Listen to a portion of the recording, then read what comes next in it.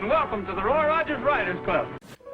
Thrill again to the thundering hooves and cattle stampedes, barroom brawls, and shootouts of classic Western features and TV shows.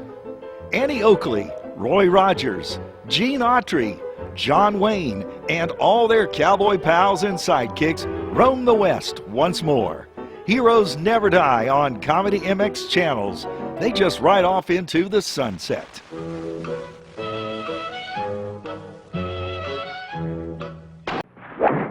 Jim Bowie, he was a bold adventuring man. Jim Bowie, battled for right with a powerful hand. His blade was tempered and so was he. Indestructible steel was he. Jim Bowie, he was a fighter, a fearless and mighty adventuring man.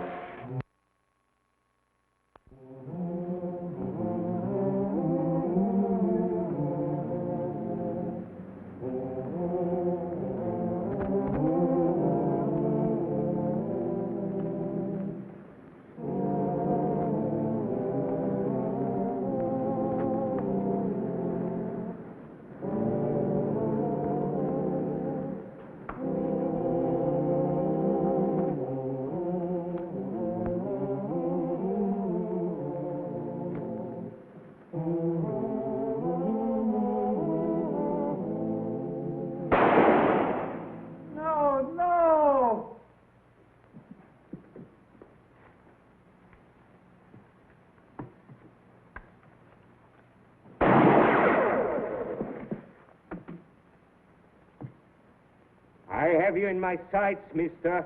I'll give you just 5 seconds to stand up and explain yourself. Would you by any chance be John James Audubon, painter of wild birds? Jim Bowie. Hello, John. How are you? But, Jim, you're aging so rapidly. You're growing so old. Huh? I am? Am I getting old? Oh, not your face, your eyes. You have just shot a turkey that has been dead for 3 days. Dead for 3 days? Why, it looks so lifelike sitting up there. I propped it up with sticks and wire so I could paint it.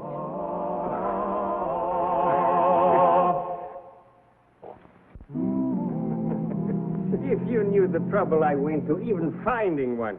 Wild turkey cocks are getting rarer every year. Especially a specimen as magnificent as this one. Now you've ruined him. Why can you blame me for wanting to kill you? No, I suppose not. Tell you what, John, I was on my way home, but I'll stay and help you hunt another.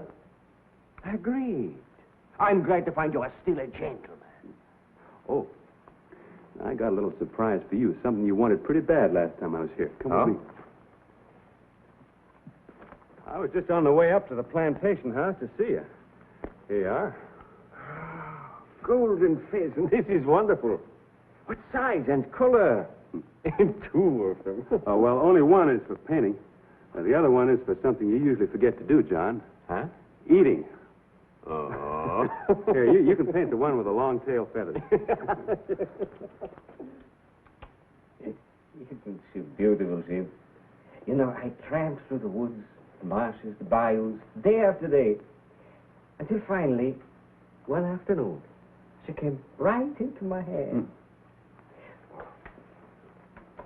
And this. The mallet. You know, I lay in the swamp one night, soaked to my skin, to shoot one in the morning. Do you like them, Jim? You are a woodsman. Tell me what you think of my birds. Well, now, look at this. John, I'm no judge of art or even an expert on birds. But when I look at one of your pictures, it's as if... it's just as if I was seeing that bird for the very first time, even though I may have seen it 100 times before. Precisely. That's what I want to show. The bird, the environment, all must be true. And yet, it's pleasing.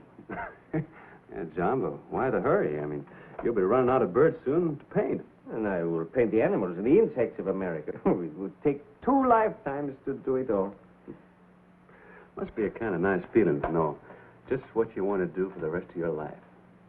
Don't you, Jim? No. No, I have no talent like this. There's nothing I can do that anyone will ever remember me for. But, Jim, you have a marvelous talent for living fully and with style. You know, young as you are already, you have made your presence felt. Me, all they will ever remember of me, my birds. Someone hunting.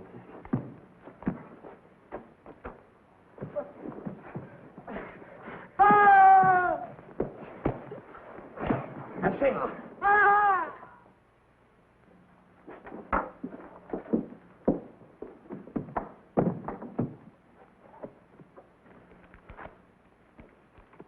What goes there?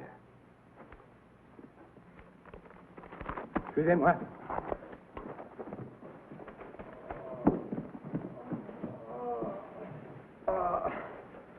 He's hurt bad. You stay with him. I'll see if I can catch him. Careful, Jim. They're armed.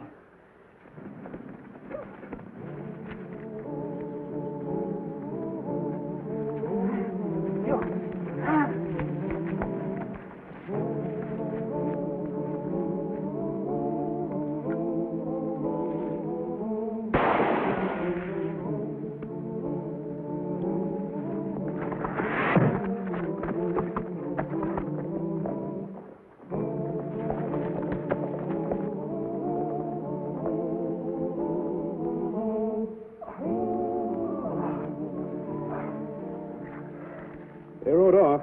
I'll saddle my horse. Please do, but not to pursue the robbers. He needs a doctor more than he needs revenge. Les gars, je suis blessé. Soyez tranquille, vous êtes hors de danger avec nous. Monsieur Bowie, je m'appelle Audubon. Tous les deux des hommes de bonne volonté. Jean-Jacques Audubon? Oui, monsieur. Alors prenez garde, Votre Excellence. On vous poursuit. Votre vie est en danger.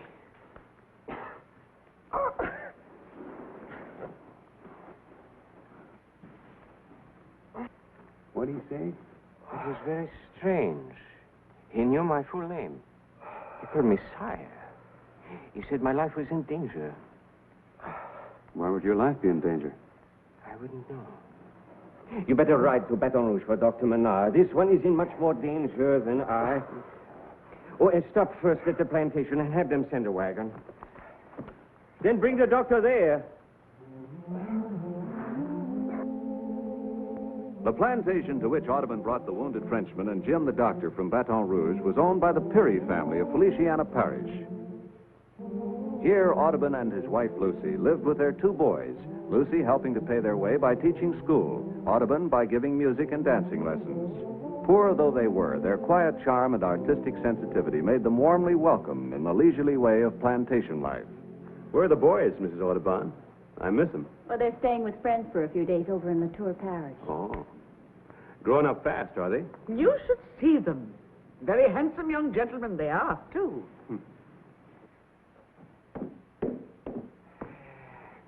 Still unconscious. Then you didn't find out anything more. Doctor doesn't give him much hope. To think such a thing could happen in our very own woods. Oh, dear. More visitors. I have a feeling this is going to be one of those hectic days. You know, Jim, it didn't strike me as an ordinary robbery. There was something vindictive about it, as though the men were personal enemies. At times, dear, you have such a romantic imagination. The Marquis de Lantenac. My word, a marquis. But don't just stand there, Toby. Show him out here.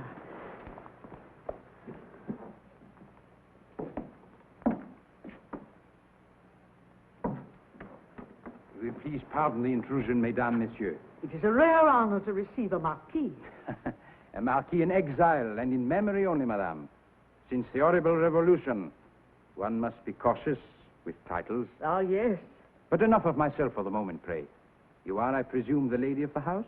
Your pardon, Marquis. I am Mrs. Peary. You are most welcome to this house, if there's anything you wish. Information only, madame. I am seeking a certain gentleman, and when I have found him and given him my message, my business will be finished. Now tell me, do you have one living here named Jean-Jacques Audubon? I'm Audubon, sir. May I have the pleasure of introducing? As your servant and most humble subject, I thank heaven you are safe and in good health, Your Majesty. Is this a joke? What is this? Come on your feet, man. This is America. I'm only showing the respect and reverence due to the King of France, Your Majesty. I can appreciate a joke as well as the next one, monsieur. Just don't carry it too far. I know it is difficult to believe, sire. But surely you must have suspected. Suspected what? If it please Your Majesty, certain papers have come to light which prove conclusively that you are the second son of King Louis XVI and Marie Antoinette, his queen. That you are Louis Charles XVII, rightful heir to the throne of France. The Dauphin? A king, a majesty. Oh, John. Now look here, sir. If you think I am the long-lost Dauphin, why, it's utter nonsense. I want it stopped. What you call it, Your Majesty, cannot alter the facts. France is in a state of turmoil. She needs you. A strong cartel of aristocrats have pledged their lives if you will but claim your heritage. A ship awaits you now in New Orleans harbor to take you back to France. What if it is true, John? It could be, couldn't it? Ridiculous. I was born April 26, 1785, in Les Cages on the island of Saint-Domingue. Can you prove your date and place of birth, Your Majesty? I take the word of my good father, the Captain, rest his soul. And stop calling me Your Majesty. 1,000 pardons, sire, but you precisely made my point. You cannot prove your statement, but we can prove ours. It is possible, darling. The least you could do is let the gentleman show you the proof. Unfortunately, madame, I do not have this proof on my person. Those valuable documents rest with certain well-chosen compatriots who even now await His Majesty in Baton Rouge. It's not because I love you so much, darling, but I really have felt you were superior to other men in so many ways. I am an American, by choice. A plain, simple, happy man, made so by good fortune, a little talent, and a loving wife. If I should go with you to France, what happens to my wife? Since she's not of noble birth, I assume an annulment could be arranged. She could accompany you, of course. Accompany me?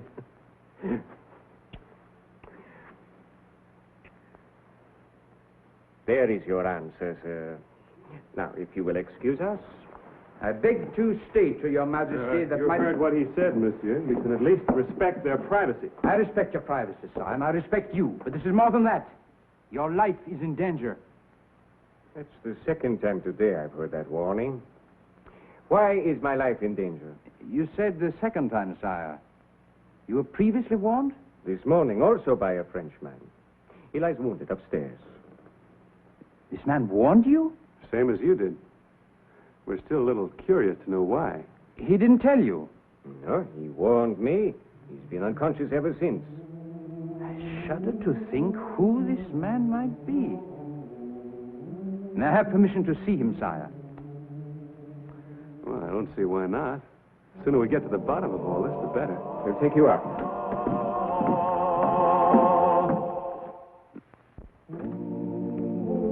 This is very important, Doctor. May we see him? He's still unconscious.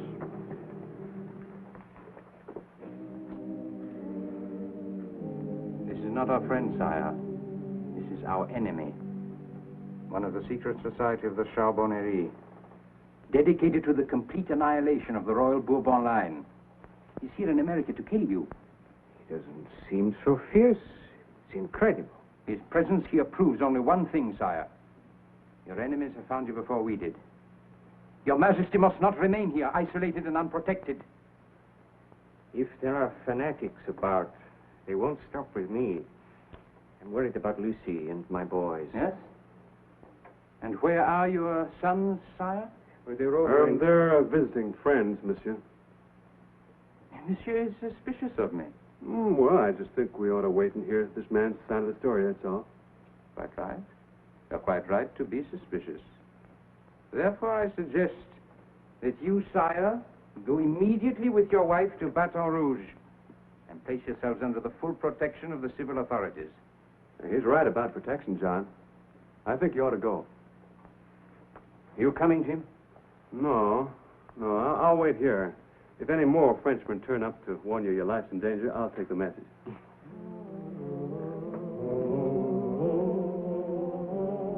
With the Marquis de Lantenac riding as escort, Audubon and his wife left the plantation shortly before nightfall.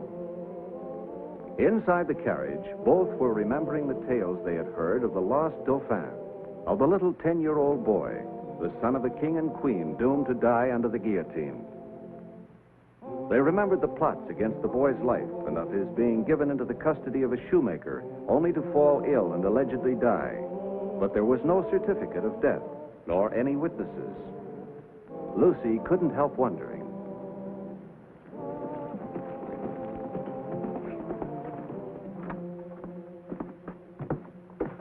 Listen closely. He has little time left.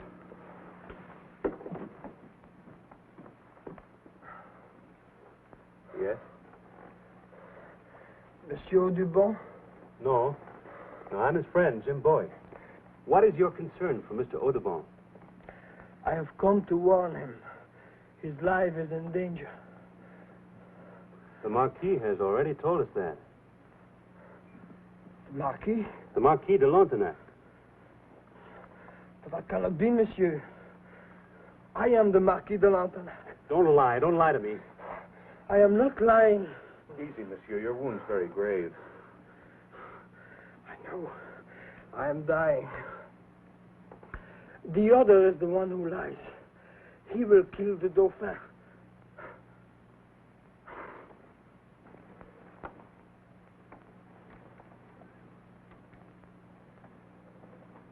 He has said all he'll ever say. Is he dead?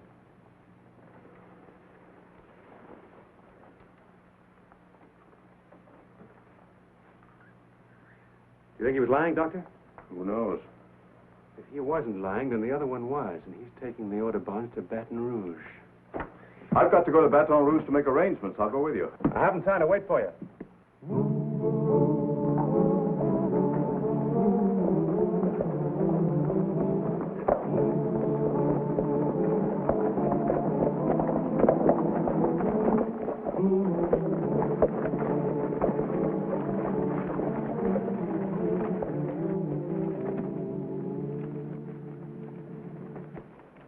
Anything wrong, Marquis? Do not use that revolting title from now on, monsieur. It is with pride that I tell you I'm a man of the Republic. What? You're my prisoner, monsieur. You will be tried tonight in Baton Rouge before the sons of the French Revolution. If you cannot prove that you are not the Dauphin, you will die. Oh, no. Back in the carriage, monsieur.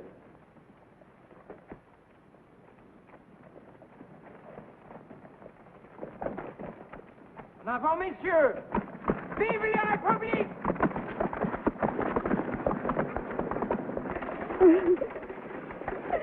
Please don't worry, my dear. This is America. No Frenchman dare try me here.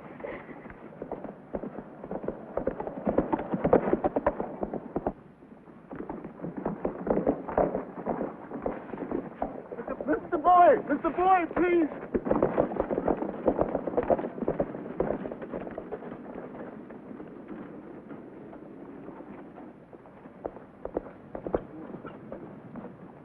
Stop that man! Shoot him!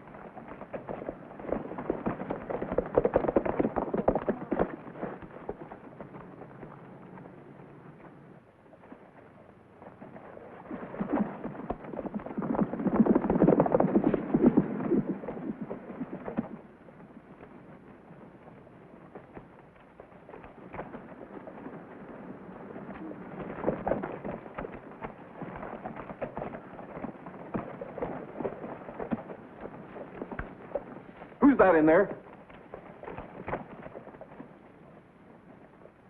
It's Mo's doctor, Miss Perry's driver. What was all the shooting about? They done killed Mr. Jim over there in the woods.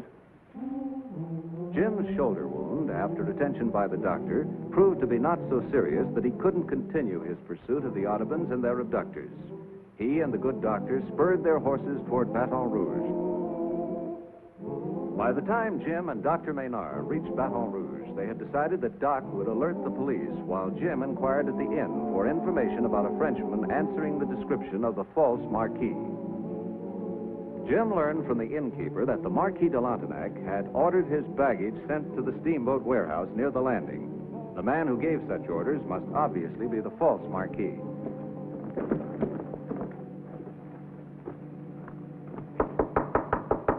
Who is he? The porter from the Red Lion Inn, sir. Yeah, all right, Porter.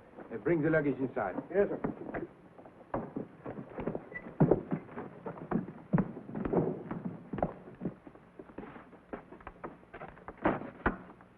Put them over there, Porter, with these things. Yes, sir. And be quick about it.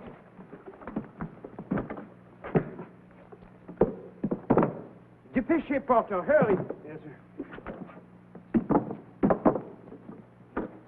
All right. Here, this is for you. Thank you, sir. Cecilia! Make one sound, and it'll be your last. Are the Audubons still alive? Are they? Oui, monsieur. Where are they? Over there. You take me to them. And don't think you can run faster or dodge quicker than this knife. Oui, monsieur. Go on, move.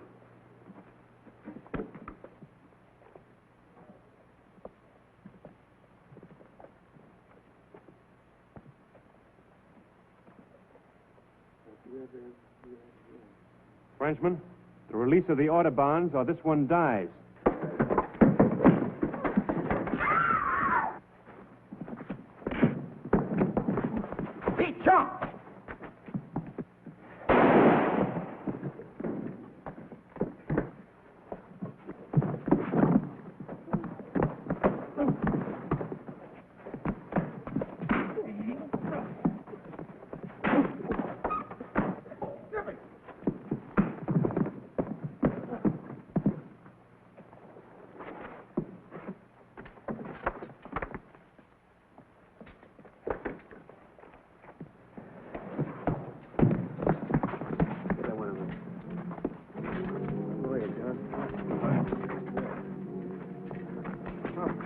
Are you all right, Jim? Yes, I am, Doc, but I'm glad you got here.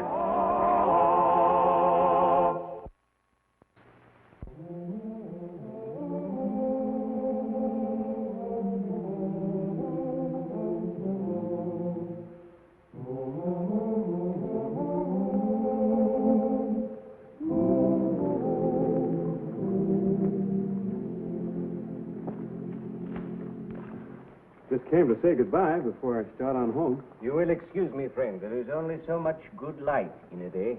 Oh.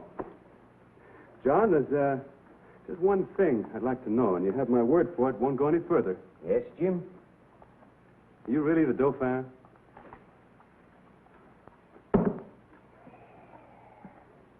It might very well be that I am. I happen to think not. But even if it were, I would not exchange this and this for all the kingdoms in the world.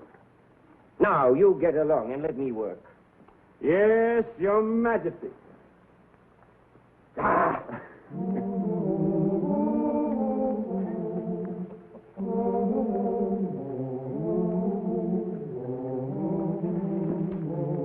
Audubon never mentioned the adventure in his famous journals. Yet there are those who still believe he was the lost Dauphin. Who knows? It remains one of the great historical mysteries of all time. And here's the star of our show, Scott Forbes. Hello, everyone. Hope you enjoyed tonight's show. And we'll be with us again next week for another exciting adventure in the life of Jim Bowie.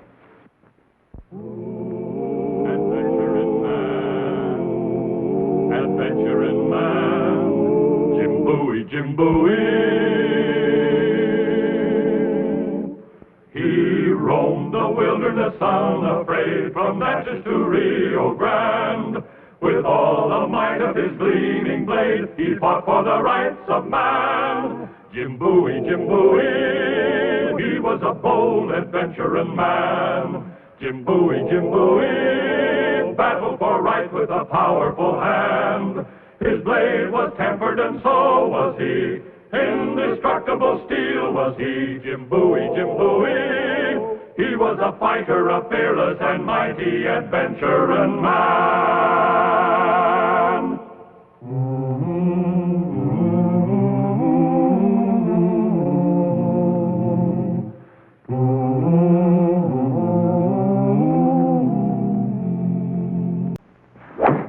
Jim Bowie, he was a bold adventuring man. Jim Bowie, battled for right with a powerful hand. His blade was tempered and so was he. Indestructible steel was he. Jim Bowie, he was a fighter, a fearless and mighty adventuring man. In 1829, Louisiana had been an American state for almost 20 years, but still present were many evidences of the Spanish and French rule of the previous century. This is the story of one American and two of those heritages, Spanish cattle, Cajun women, and Jim Bowie.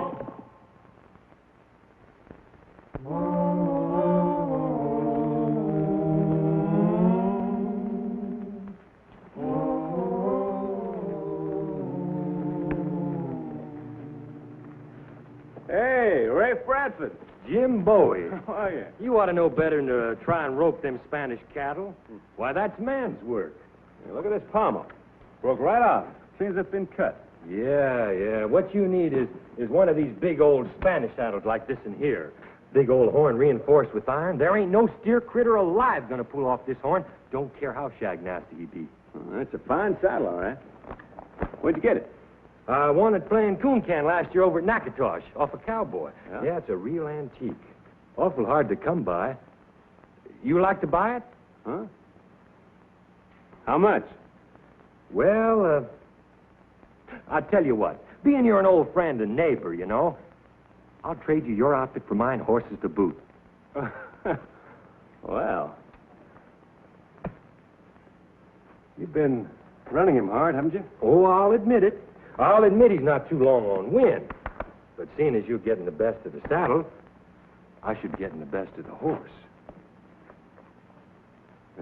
Kind of cowhocked, isn't he? I'll admit it. I'll admit he's not much on a race course. But if you're fixing to run steers, he's better than the one you got. Yeah, just sort of goes under this saddle. Knows how to pull up real sharp when he feels the steerer tugging at the other end of the rope. Ray, you running away from something? You in trouble? Me? In trouble?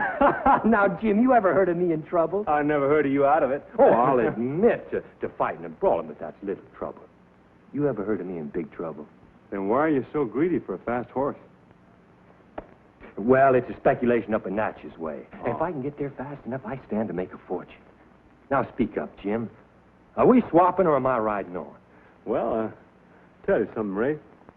Last time I was in Natchez, I almost made a fortune myself. A fella tried to sell me something, a real bargain, for $1,000. Well, what was it? A gold brick. Now, you get that cowhawk, jug-headed hay burner out of here. I should have known you'd be too smart at horse trading for me, Jim. Well, I guess this is the end of steer running for me today. Now, wait a minute, Jim. Seeing you're set on steers, why don't you take my saddle? No swapping, just a loan. No, thank you, Rafe. I'm not that set on it. Why not? I'm only riding home. I thought you said you was going to Natchez. No, that's just horse trading talk. Oh. I'll tell you what. Take my horse with it. Save us both unsaddling, and you can bring it back in a day or so, and I'll just ride home on yours. Well, I would like to get that steer. Sure you would. Now, you just get on this horse here and try a good saddle, huh? Yeah, stirrups about right? Yeah, stirrups are fine. Hey, Ray, you're being mighty obliging. Well, I hadn't ought to try to out-slick you. Wasn't very neighborly. I'll admit it. You know, I'd just as lief poke you in the nose. I feel I'd cussed with myself. Anytime you feel like poking me in the nose, Brother Rafe, you're welcome to try. Well, now, the next free minute I have, I'll just drop by your place and take a lick at it. It should not take much longer than a minute. Hey, you got a pretty high opinion of your fighting ability, haven't you, Brother Rafe? I'll admit it.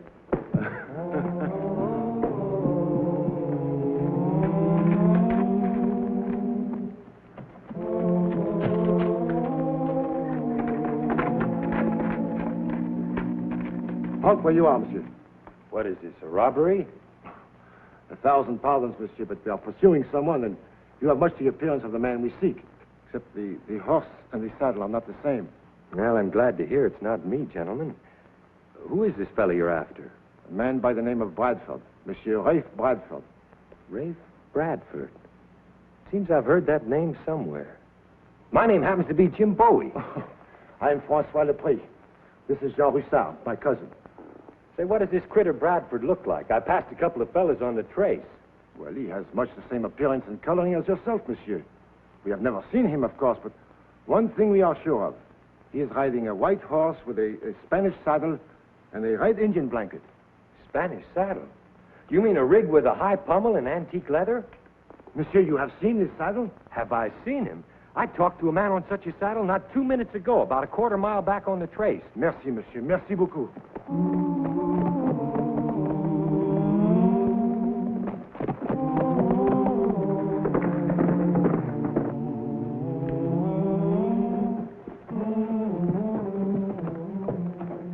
Howdy. Halt, monsieur. One move, you are a dead man. Huh? What? If you're looking to rob me, you're out of luck.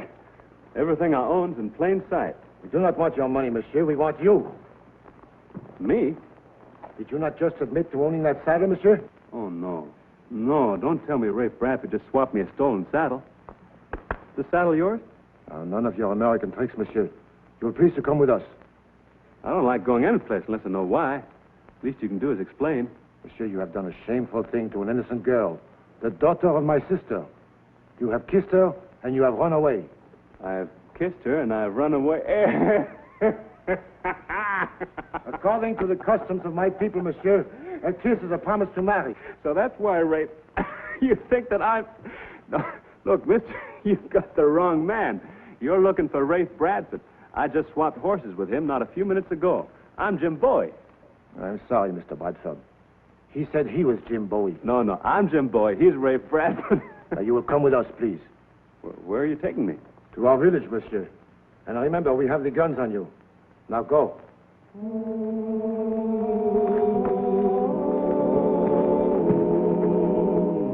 Thus was Jim Bowie escorted to an unwanted wedding with an unknown bride, pondering the while on the perversity of fate and the perfidy of friendship.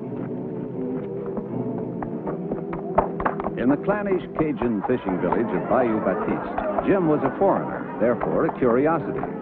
The ladies were fascinated, the men reserved, the bride nowhere to be seen. Annette! Annette, viens ici tout de suite!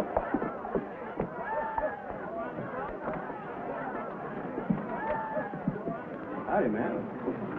Ce n'est pas la même personne, maman. Qu'est-ce que tu dis? Non. Imbécile, qu'est-ce que tu as fait? Are you fool? This is not the man. Come on, what do you say? Mais non, ce n'est pas la même personne. This is not the man who is betrothed to my daughter. But this is how you described him, tall and dark. And what is most unmistakable, he was riding a white horse with a Spanish saddle and a red Indian blanket. True, the saddle is the same, but the man, no, he's not. Oh, gentlemen, I'm sorry to tell you that that's what I told you. Oh, monsieur, 1,000 pardons. Jean, the knife. Oh, thank you. This is what comes from trying to please a woman. I bet. Did you tell me that I was mistaken for this young lady's intended husband? Oui, monsieur. And this is what Rafe Bradford was running away from? Uh-huh. Why, he's plumb crazy. You are a friend of the scoundrel, monsieur? Oh, I have a nodding acquaintance with him, ma'am. Just nodding. How come you mistook me for Rafe Bradford? Hadn't you ever seen him before? No, monsieur. The men of the village, we were out getting shrimp while he was here. It's too bad, monsieur. But in Bayou Baptiste, there are not enough young, unmarried men to go around. Oh. So Monsieur Bradford, although an American, was found to be acceptable. The marriage of my niece was permitted with the greatest reluctance, monsieur. You must understand how she feels. The disgrace. Yeah, she's so pretty, too. Only a real monster of a man would run out in a beauty like that. Madame Rojan is a poor widow, monsieur, with no one to protect her good name except me, her brother. Monsieur, you are free to go any time. But we would be most happy if you would honor us with your presence at the wedding festival tonight. There was to be 2 weddings, of course, but now there will be only one. You will stay, monsieur? Well, it'll be my honor, sir. Thank you. Mademoiselle Rojan, my heartfelt sympathies. Merci, monsieur. And I can only say that Ray Bradford's a bigger fool than I thought he was. Monsieur, you would like a drink, no? Yes, sir.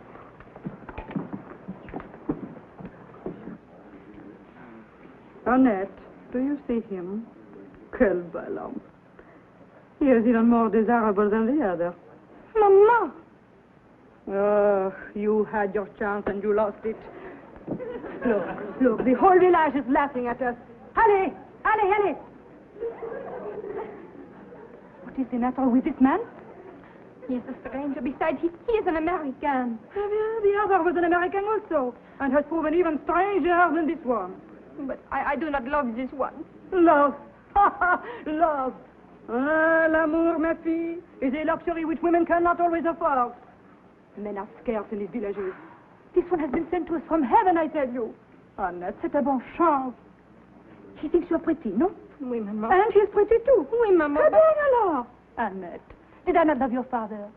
But certainly, maman. But not before the marriage. The marriage was arranged by our parents. The love came after. Maman, who will arrange this with him? Oh, mon Dieu. Are you not a woman? Have you not the eyes, the lips, the good sense to use them? Maman, I have always listened to you. But this thing, I will not do. Very well, then. Die, spinster. Je m'en fiche.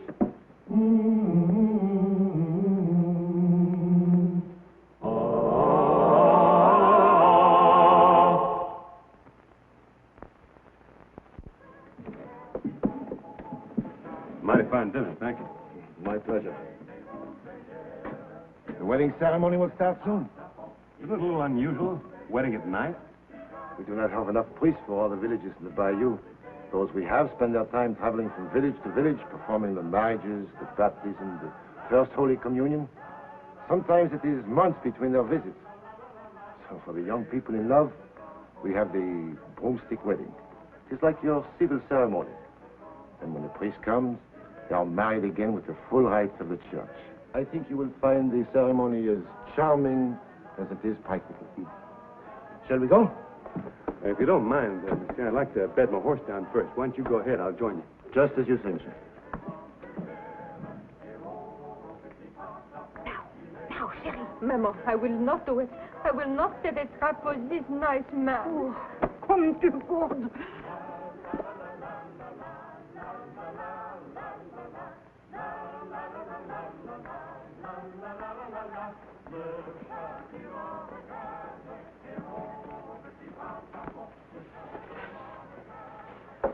Monsieur, may I speak with you a moment, please? Well, sure, miss. It is very embarrassing when a man goes away from a Cajun girl that he's kissed and promised to marry. Yeah, I guess it is. That Rafe. Oh, you will see him again, perhaps? I sure will. You will give him something for me? I'll make a point of it. We will go to the cabin of my mama. Then we can talk. Oh, pleasure, miss.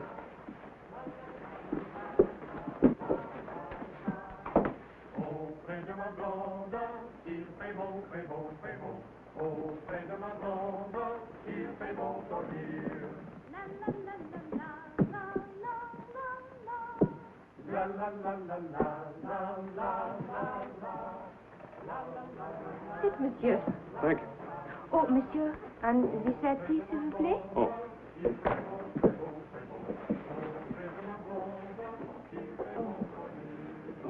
This is the smallest settee I ever sat on. It was a present from Maman. Oh. Monsieur, this is what I would like you to return to Monsieur Bradford for me. Did he give it you? Oui. Maman does not know. Is it not beautiful? Why don't you keep it?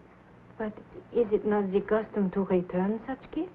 He won't expect it back. But he ran away from me. He'll come back. He'd be a fool not to. He's probably just not ready to settle down yet. Oh, truly, monsieur. Truly. Here, let me put it on for you.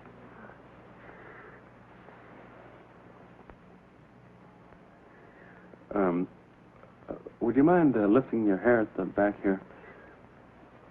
All right? Yeah, thank you. Monsieur, do you think that I will die spinster? Very much doubt it, miss. You know, I do not think so, too. Here we All are. right? Let's have a look. Very pretty. You know, where I come from, when a fellow puts a necklace on a girl, he generally gets a kiss for it. Americans have very nice customs. I think so. I think so, too.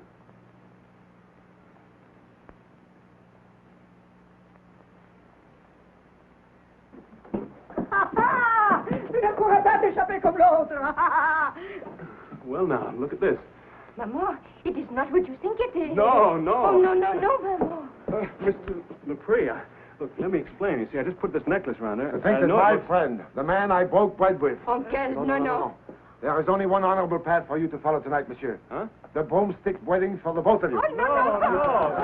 It's an old custom. Weddings are always emotional, and this was no exception. As Jim Bowie heard the words of this quaint but nonetheless binding ritual, making crystal clear that couples who jumped the broomstick were married in the eyes of Cajun custom, he was filled with emotion. The emotion was pure panic. I am sorry, monsieur. Yeah, I'll bet. It was not my idea to trap you. It was the idea of my mama. And in that case, why don't you tell him? It's too late now.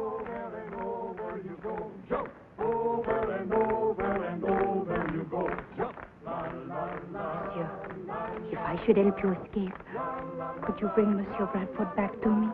Yes, ma'am, with pleasure. Promise, whatever he is, I love him, and he loves me. I'll bring him back if I have to hog tie him and drag him all the way. Then listen closely. Hmm?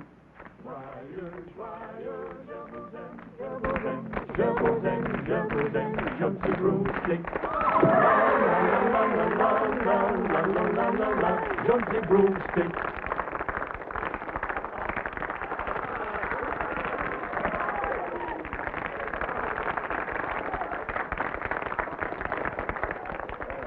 And now you, monsieur.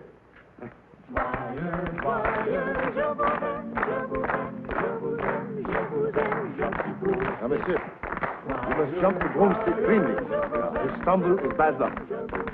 Remember, monsieur, it is official and it is binding. May happiness go with you, monsieur. Go.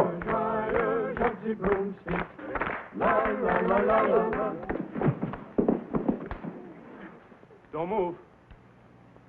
Drop those guns. Go on. Get over there.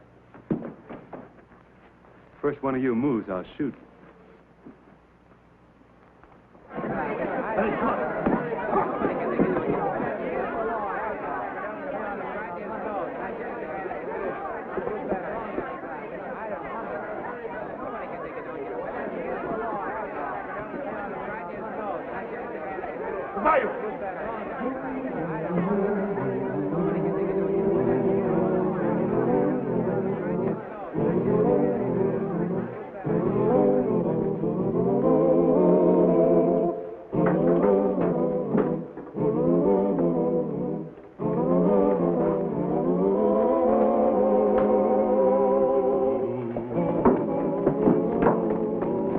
There he goes, over here.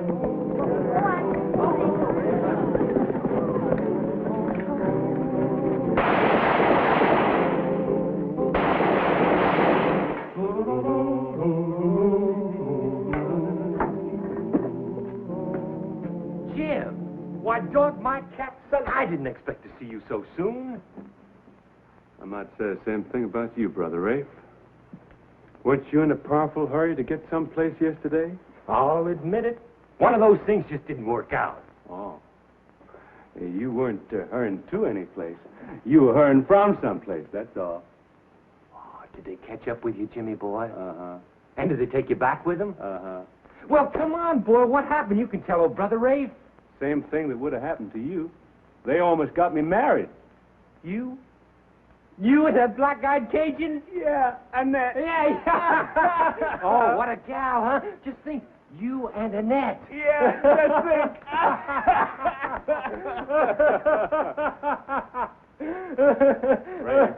Yeah, Jim. She's a mighty fine girl, Annette. Don't you worry about her. She's too pretty a gal to stay single long. Oh, I think you're kind of wrong. 2 ways wrong. First place, you shouldn't have kissed her and then lied to her. Second place, you shouldn't have lied to me. Oh, what's the matter, Jimmy boy? Can't you take a little old joke? Oh, sure. I can take a joke. But I don't generally laugh till the joke's finished. And this one isn't over yet. No. You know why? Why? Because I promised that little gal you going down there to marry her. I promised her you're going to jump the broomstick with her. Now you are being funny, Jim. You are the funniest ever.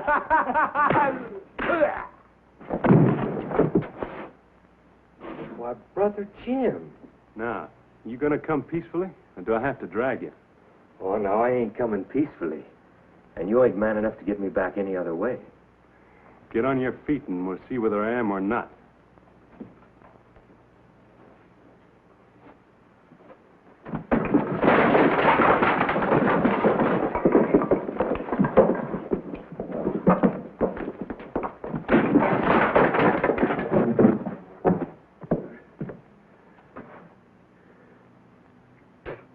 Well, Brother Rafe, I believe you said it wouldn't take me longer than a minute. I'll give you one more chance to quit, Jimmy boy.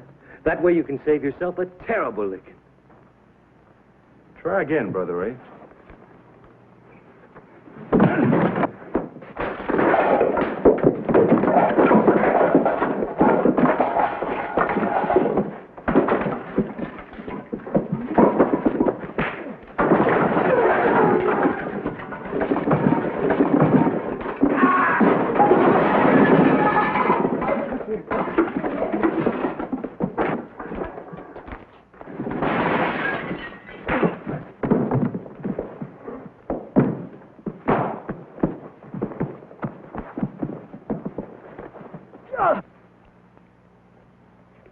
Give up? Why, shucks, no.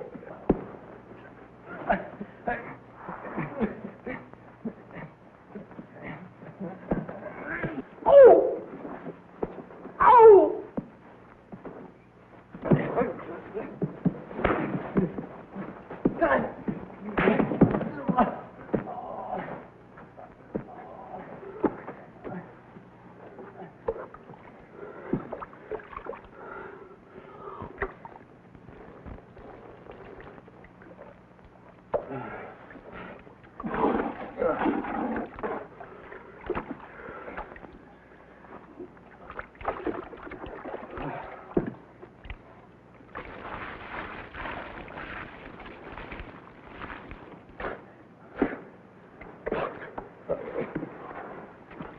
Let me be the first to congratulate you, Brother Rafe. Huh? Oh. Next time we have a sociable little fight, I won't let you off so easy. You won't, huh? Ah. You know, the only reason I lost this fight is because my heart wasn't in it. I got to thinking about that little Cajun gal, and I just couldn't bear the thought of losing her, I'll admit. Well, one thing's for sure, Brother Rafe. You got a real nice place to set up housekeeping.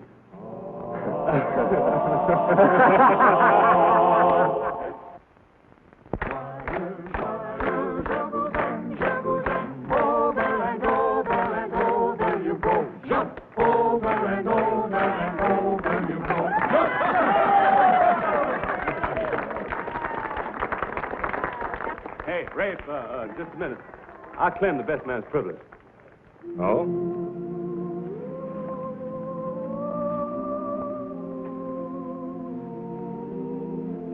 Brother Jim. Wait a minute, Brother Jim. Let's get out of here before he claims more than he has a right to. Thank you, Monsieur Jim, for everything. You're welcome, Annette. Bye. Good luck. Good luck. Monsieur, it was noble of you to bring him back. Oh, not so noble. I just came back from a Spanish saddle. I left in such a hurry, I forgot it. Oh, these Americans, I do not understand their customs. You get the Spanish saddle, he gets the beautiful daughter of my sister. I think he got the better of the bargain, monsieur. I'll admit it. Here's the star of our show, Scott Forbes. Hello, everyone. Hope you enjoyed tonight's show. And we'll be with us again next week for another exciting adventure in the life of Jim Bowie.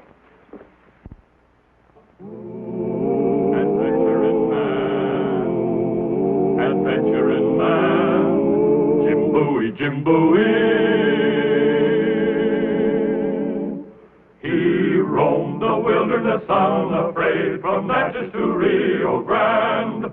With all the might of his gleaming blade, he fought for the rights of man. Jim Bowie, Jim Bowie, he was a bold adventuring man.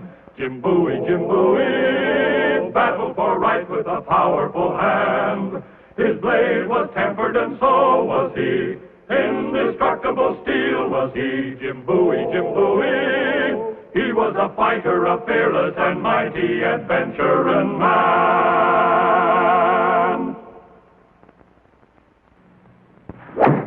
Jim Bowie,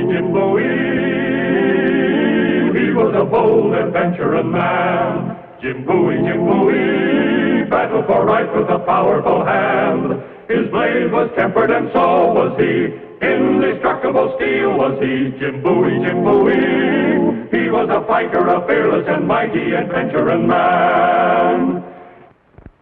While today Americans acclaim Thomas Jefferson's foresight in adding the vast lands of Louisiana to our nation, the decades that followed the purchase were troublous. Animosities died slowly. Latin blood boiled at real or fancied provocation. But nothing was troubling Jim Bowie. He was heading for Shreveport on a red-hot land speculation, with nothing on his mind but pleasant things.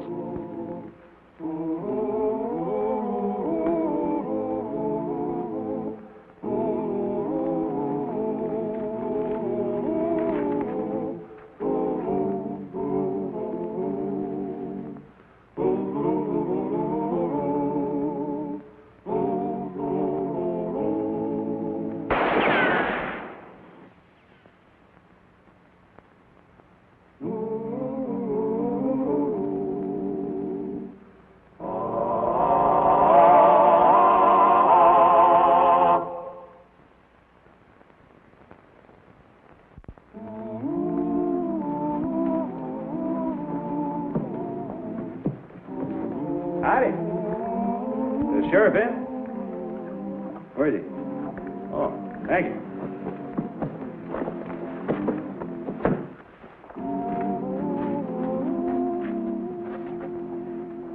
And put me in a nice piece of lean bacon, about 2 pounds, 5 pounds a meal.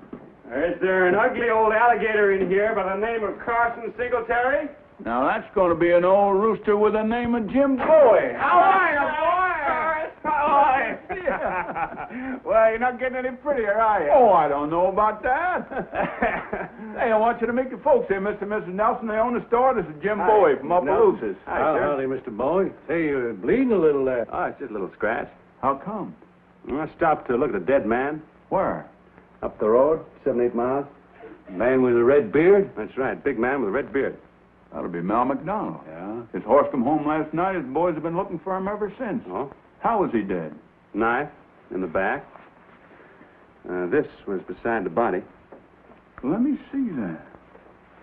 Society de Tricolore. Just like on Quinby's. Yeah, same sign, same silk, knife in the back. Same thing happened to Ed Quimby about 6 weeks ago. It's got to be a Cajun. Why? Well, it's just French, ain't it? And then there was a lot of barefoot prints all around Ed Quimby's body. Looked like a big Cajun kid. Was there any barefoot prints around McDonald's body? I didn't stop to look. That's mighty slim evidence, Cars. Well, that's enough to stir up a heap of trouble. There's already a lot of bad feeling against the Cajuns here, and this is just going to make it a lot worse. Oh, why can't people understand each other? Now I got to go and break the news to Miss McDonald. Mr. Nelson, I wonder if I could trouble you for a little hot water. I think I ought to wash this off. Well, let Sarah do it for you, Mr. Bowie. She's real handy at that. Take him in the back room. Very kind. Sarah.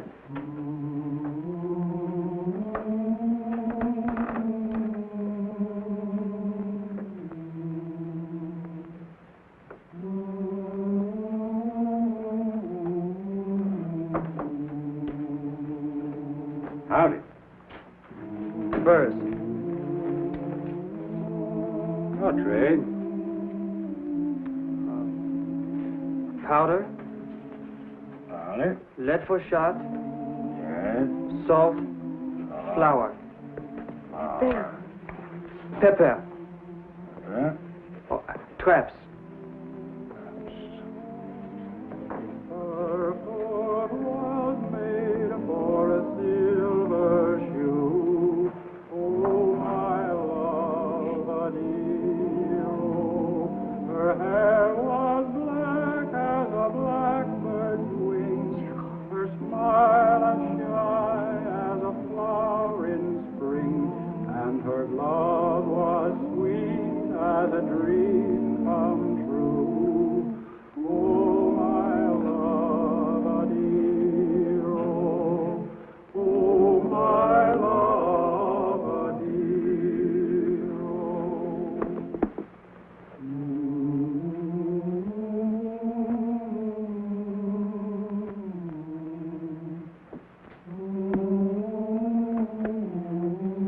Now, we're even with this.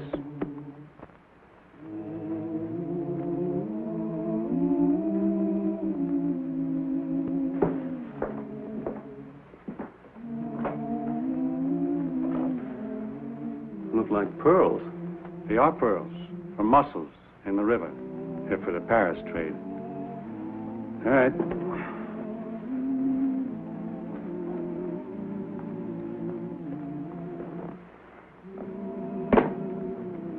Now.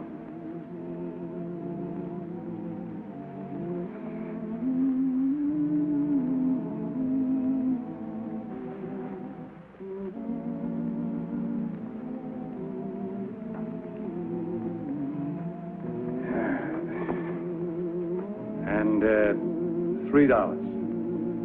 $8. No.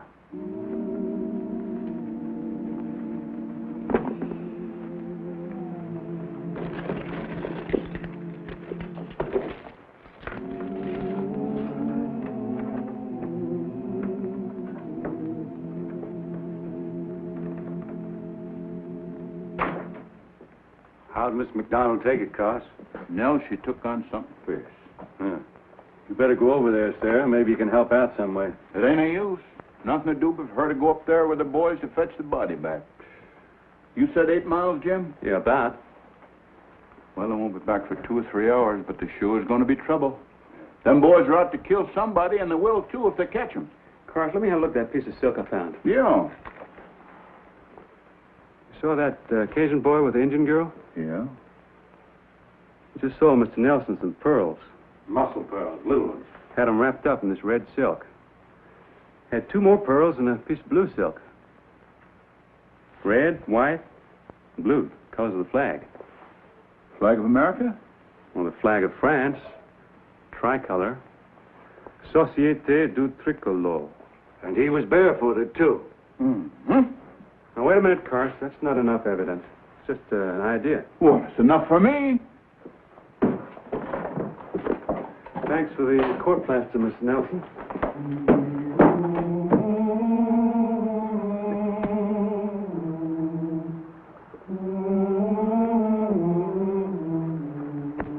Wait a minute there, boy. I want to ask you some questions. What about? About a murder. He did not do it. No? Well, then where'd you get this piece of silk at? Well, where'd you get it? You won't answer, huh? Well, you better come along with me to He jail. did not do it. He only... Be quiet! You only what, son? You better come to jail. Fella. All right, young fella. Calm down now.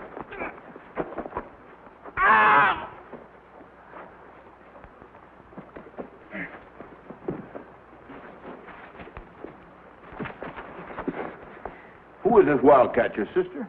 Well, from the fight she just put up, she's either his mother or his wife. I am his wife. Come on, son, you better come with me. Go home, Justine.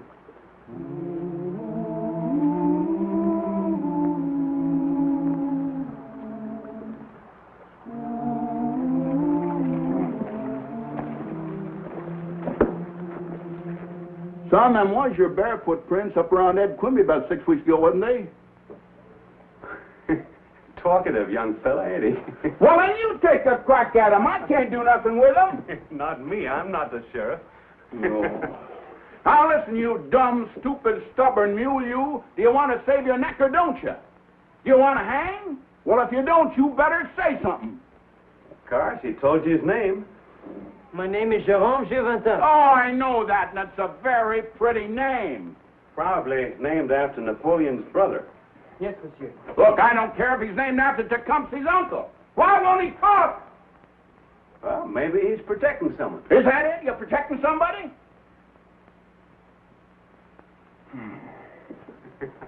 Well, I wish you was.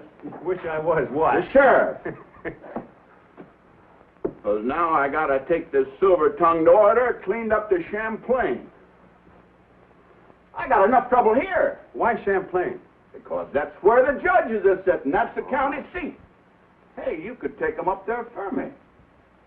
I'll make you deputy sheriff. I'm on my way to Shreveport. I know, but it won't be out of your way now. You can drop him off and leave the horse there, and you go on about your business.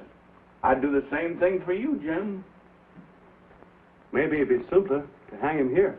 No, he's got to be tried first, don't he? Maybe not. Look at this. Holy! Look at that roof. Why, they fixing to hang that boy. Let's have him, Sheriff. Give us that boy. Bring him out or we'll come in and get him.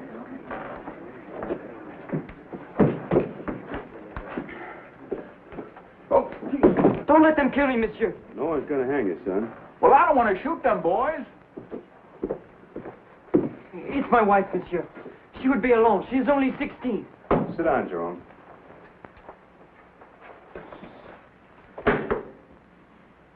What's the matter? You scared of that thing?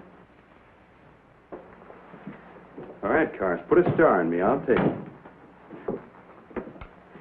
Hey, what's this all about? He never knifed anybody. He doesn't even know how to hold a knife, let alone throw one. And you'll take him? You really will? Give me the keys, just handcuffs. Yes, sir. Boy, I sure am obliged to you. Got to swear you in. Shoot. You solemnly swear... Wait a minute. Gonna have to raise my right arm? I forgot all about that. That's a big thing. You solemnly swear to uphold the law and defend the Constitution of the United States, so help you God? I do. You're a sheriff. Where's my star? But I haven't got a star. The only one I... well, in that Oh, case- wait a minute. Here. Take mine.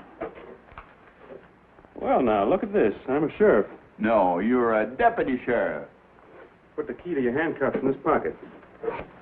You remind me if I forget where it is, will you? Oh, you old rooster, you never will change, will you? Here, whoop! Take this. Oh, I'll take my rifle. No, a deputy needs both hands free. Take this. All right, let's go out and face some people now.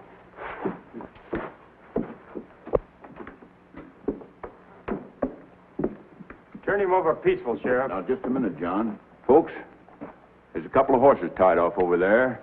This boy's going to mount one of them and ride up the river to Champlain.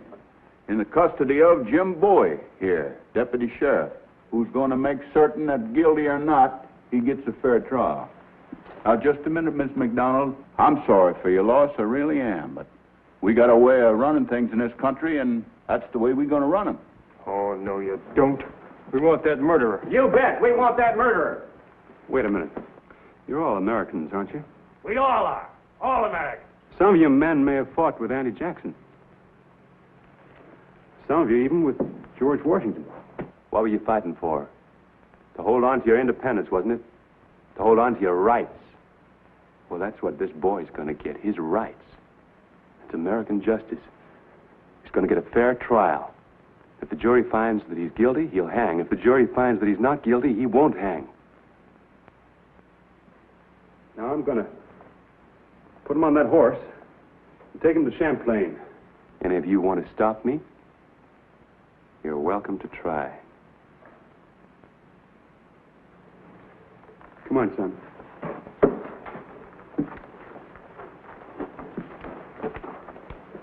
He's going to hang now.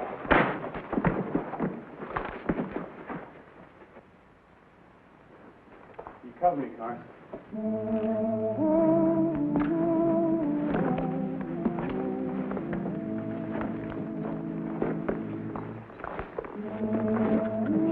Come on, boy, let's get going.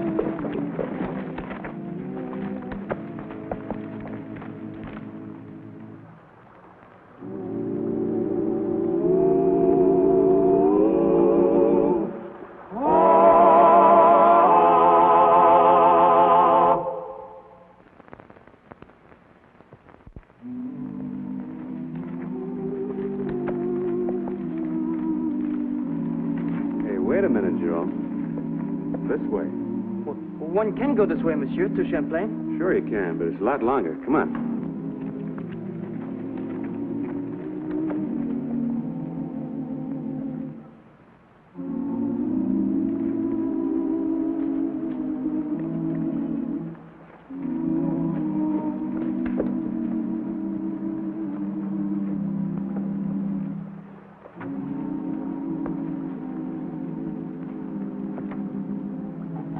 Don't, monsieur, please. Well, we have to call the ferry, don't we? No. He is sleeping, the ferryman. We'll wake him up. We're not going to swim it. Yes, we can swim it, monsieur. Further down, for nothing. Look, I'm not that poor. Why don't you want me to ring it? Because... Yeah? Ring it, monsieur. No. Why don't you want me to? Tell me. This is the ferry of my father, monsieur. That is my house across the river. Oh. Well, it was my house until... Until what? Until I got married and got a house of my own. So now you don't want your folks to see you wearing handcuffs. Is that it? Yes, monsieur. I didn't kill those men, monsieur. I didn't kill them. Who did kill him? I don't know. Father, no!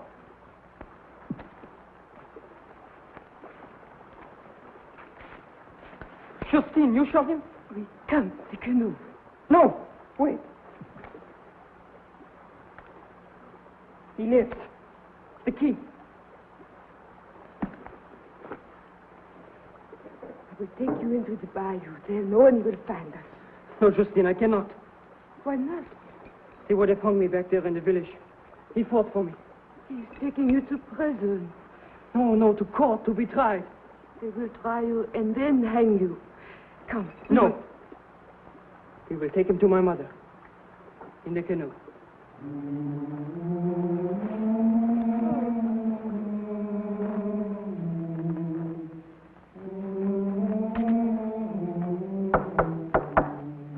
Maman, it is I, Jerome. Jerome?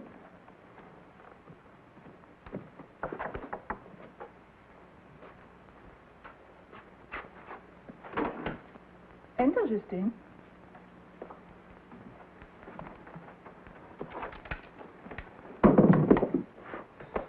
We must help him. He has been shot. If your father finds him here, he will... Where is father? At a meeting with his société, but he will return. Then we must hurry. The bullet, get it out. How? I don't know. A needle, a crochet needle, a knife, anything. Try, Mama. Who shot him, Jerome? Justine. He is a sheriff, a deputy. She did not understand. She was trying to save me. He is a good man. He was kind to me. He was taking me to Champlain to be tried for murder. Murder? You did no murder? Did you? An American was murdered yesterday. I have been charged with it. And with another 6 weeks ago. On their bodies was found the same sign. Société du Tricolore. Société. They would have killed me, the friends of the dead man. But he saved me. Saved my life. Now we must save his. Please, Mama.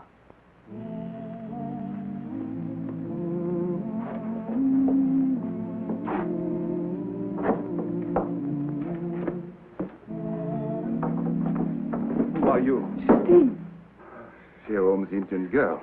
I am his wife. His broomstick wife. I am not his broomstick wife. We were married by a priest. Where is Jerome? Where is he? Where? I am here, Father. Yes, you are. I warned you not to come here. I told you I would kill you if you came here.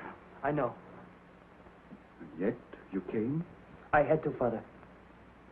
Then I will have to kill you. Jacques, stop! Are you mad? He tore up the flag my emperor gave me. But he was angry, Jacques. He tore up the tricolor. But you drove him to it. With your société, with your senseless hatreds, with your murder. The men I killed were our enemies. They have stolen our country. But this is our country. Louisiana, and your emperor sold it. His enemies sold it. He would never sell it. But it is sold. It's done. It's passed long ago. You are here, not in Austerlitz or Waterloo. You are in the land of the Americans. I am an American. Can't you understand that? You are a Frenchman living on French soil. When I hid the body of Mr. Quimby, the dead American you murdered, I realized what I was. That's why I tore up your tricolor. And I'd do it again if... Who's that? Who are you? My name's Jim Bowie. Bowie. An American. You brought him here to my house. Yes. Then we will fight. He for his country and I for mine. No, he cannot. He is too weak. Can't you see? Then you will fight and die as I warned you. No, Jacques. Defend yourself. I do not want to fight you. On guard!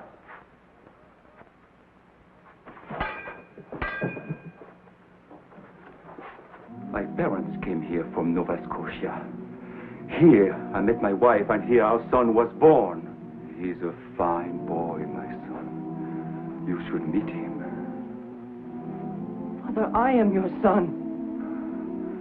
I was a boy myself when I came to fight for the Emperor. Father, you're in America. A brave soldier, he called me. The Emperor himself. Who is that brave, bronzed soldier, he said. He said that to my captain. Father, you told us. Will such a brave soldier be deported from New France? Be driven out like his father was from Acadia? Our days here are numbered. In New Orleans are the ships to take us. There are no ships to take us, Father. The Americans do not want to drive us out. Drive us out? They will never drive us out. Now die for France. Please, Father. Vive la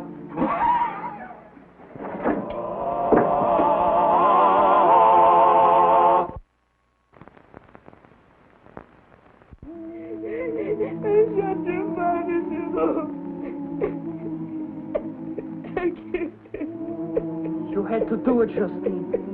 It's all right. She didn't kill him. I shot him. Look.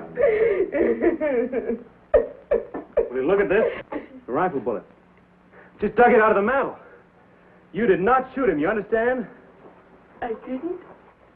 No, Justine, you didn't. Jerome, will you go for the priest? Yes, Mama. But I am still his prisoner. That's all over, boy. I'll take care of it in Champlain. Go on now, take our horses.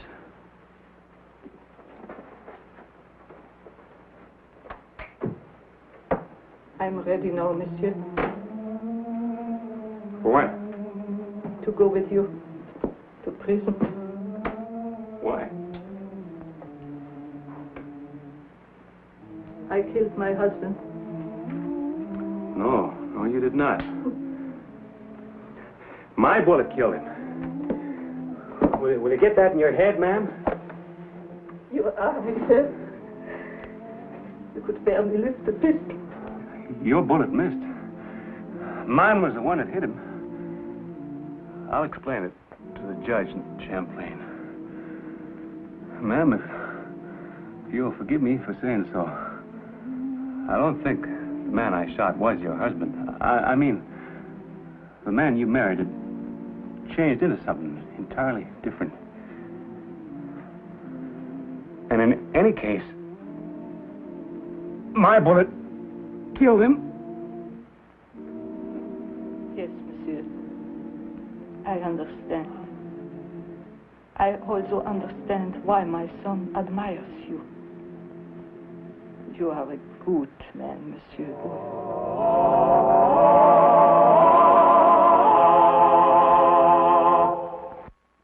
And here's the star of our show, Scott Forbes. Hello, everyone. Hope you enjoyed tonight's show. And will be with us again next week for another exciting adventure in the life of Jim Bowie.